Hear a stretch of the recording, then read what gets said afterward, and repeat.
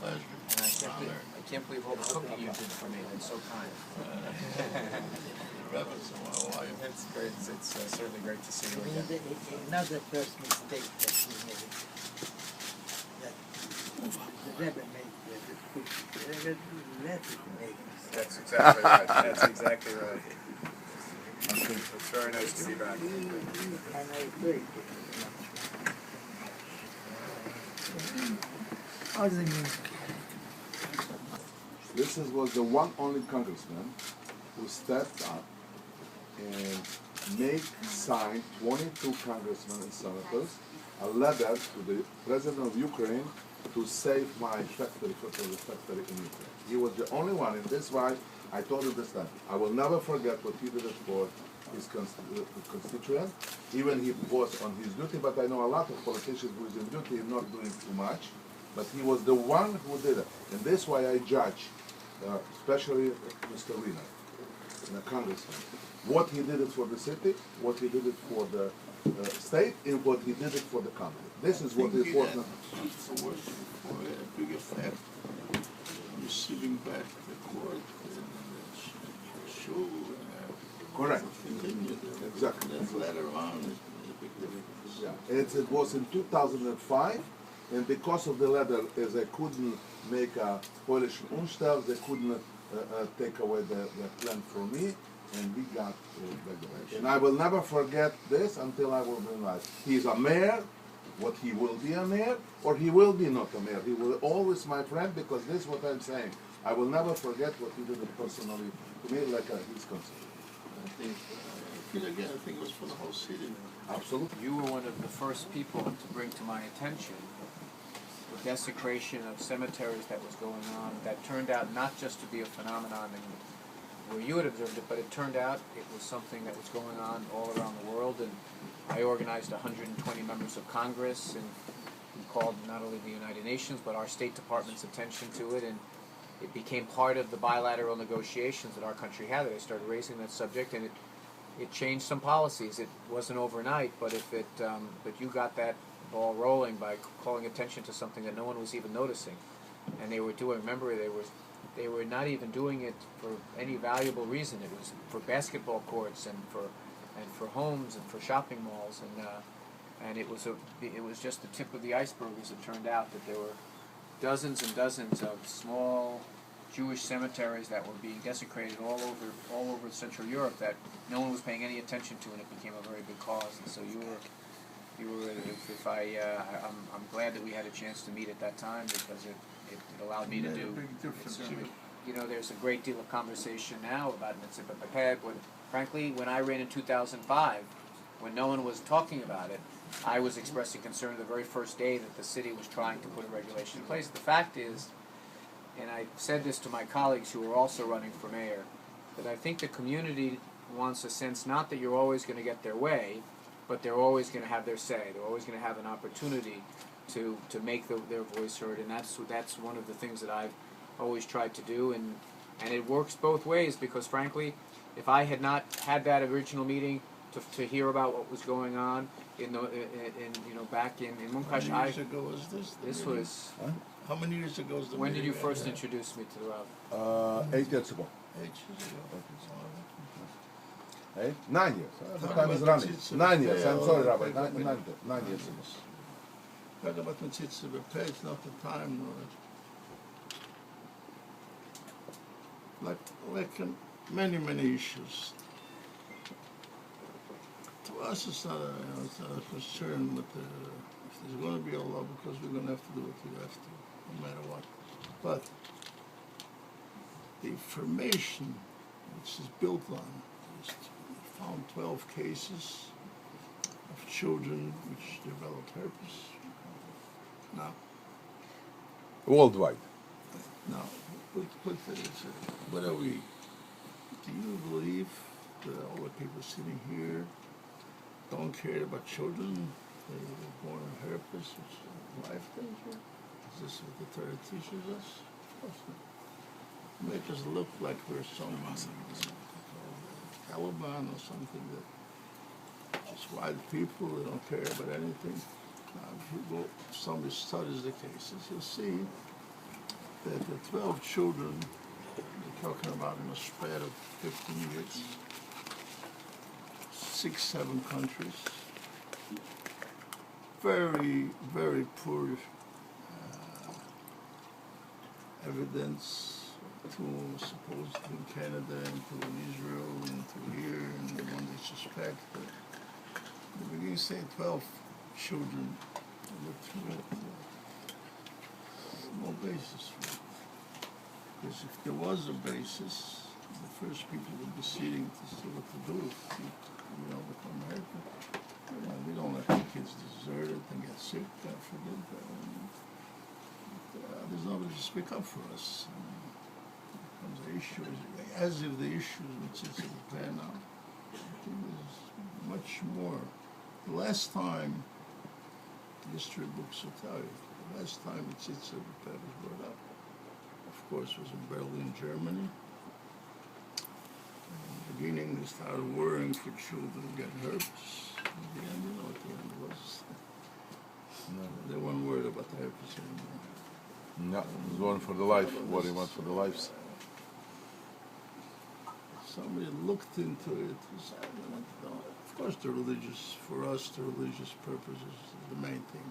That's our life. That's what we live for. That's what we die for. But as a factual thing itself, no evidence, no proof, no nothing. It's history repeating itself. We didn't expect it in the United States, but that's how it is. What I've said publicly is that it's the responsibility of government to walk with a very light touch when it deals with anything to do with religion, and particularly with a small minority group like we are, frankly. We sometimes look to our left, look to our right, we see black hats and kippot, and we think, okay, there's plenty of us, but in fact we're a small minority. Yes. And that's the instance where government has to be the most careful. That the reason you need a democracy and a constitution is to protect people who aren't in the mainstream. The mainstream has their way of protecting themselves. It's called the ballot box, the majority rules. But when it comes to religious practice, I believe that it's our country's ideals, and particularly in New York, where we're so diverse, we have to be very respectful of the practices of religion, and that goes for all. I believe it goes for all religions. Is there a law that the mayor can change it? Well, it's a regulation by the Department of Health. But it can be changed? Certainly. No, certainly. A regulation by the Department of Health is an administrative act by the Health Department. There's no consent decree, there's no legal consent decree that it's under. There's not a state law that it's under. It's something that was done by the Health Department. The state doesn't have that law. The state doesn't have that No. law. I mean, they could. I mean, and when you're the mayor, you're constantly fighting to say to Albany, we've got enough problems in Albany, let us govern ourselves. But this is, look, I think that Mayor Bloomberg deserves credit for being concerned about health. But there are lines that get drawn all the time. I mean, there are reasons to believe that if I eat this, it's going to raise my cholesterol and it's not good for me. But government always has to try to find that line. Not if you eat it here. From here, it's already a bracha done. But, so do you have any advice to offer me? You've never run for mayor, have you? No. You'd be a good candidate. He's not running for mayor.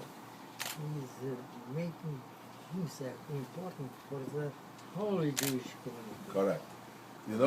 Munkatch told me his advantage is he never runs for a political career. This is his advantage. No, people sitting here and others, why are we making this reception for Mr. Weiner? I know one Mr. Weiner. Anytime we asked him for anything, he was there. Always there. He was there.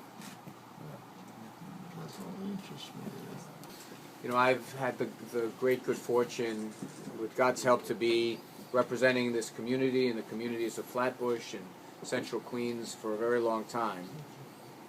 And I campaigned, when I first campaigned as a young man, that my slogan was no promises, just hard work. That just because I became a city councilman, I became a congressman, and it's true about mayor too. if I get elected, it won't mean that milk and honey are going to float through the streets of Borough Park and everything is going to be rosy and your taxes are going to go down and the Mets are going to win the World Series. It's not. That's, you know, all of those things might be true, but I wouldn't count them. But I think what you will find is after a period of time where City Hall treated this community as some kind of exotic creature off in the wilderness, it's going to be part of the family of New York City. And so in the hundreds of ways that government touches our lives, I'm going to try to get it right. Whether it be in the area of Mitzipa Bepe, or whether it's the area of not passing regulations that require families not to provide care late in life, whether it's even basic things about the care that frum people get when they're in our prisons, or that when our making sure the children in our yeshiva have the same types of benefits that public school kids have. Those things are things that I fought for my entire career. When after September 11th, you remember, police officers were coming and visiting our shuls and our yeshivas, and they were saying, here are all the ways that you can make it safer. And the problem was they weren't offering any way to pay for all these new improvements that they thought we should have. If you're General Electric or if you're NBC, you can go to your shareholders and say, we're going to raise some money and sell some shares to buy this new safety equipment. If you're the city of New York, you ask the taxpayers to give you some more. So I sat down with the Department of Homeland Security and said, what if we provided security grants for yeshivas? And they said, that's ridiculous. Church state, you can never do that. You're not allowed. And I said, well, what if I wrote a law that said any nonprofit institution that has a reason to be under threat because of terrorism should be eligible for these grants? And the lawyers went back to the Justice Department and they said, well, that's kosher, you can do that. 85% of those grants, which I passed by law, wound up going to shuls and yeshivas in our community. It is a way, if you understand the community and you understand the problem solving that goes on in government, it makes a difference. And I just want to say that the warmth that you've shown here to me today is something that I have experienced from the community for a very long time. And it's really true in politics. You know, people have the expression, I'd be nowhere without you. But in politics, I really would be nowhere without you. I wouldn't be running for mayor. I wouldn't have been a councilman. I wouldn't have been a congressman. So I'm not like a shoe store that I wait for customers to come in. The customers are people that need representation, people that need laws passed, need to be protected from an overreaching government, and that's the type of mayor I hope that I'll be. And I hope that I get many opportunities, God willing, to come back when I'm mayor and to get advice and counsel, because it's always been good. Don't forget when you will be a mayor to come also here. Not just like candidate. For a brucha, it's well help. For me, Munkatch brucha helped me all my career. Well, From the moment I know him. Is it politically correct for me to ask for one?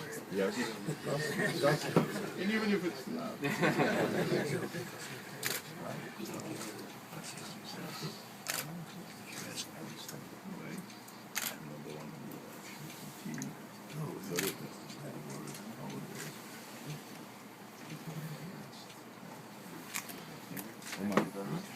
No joke.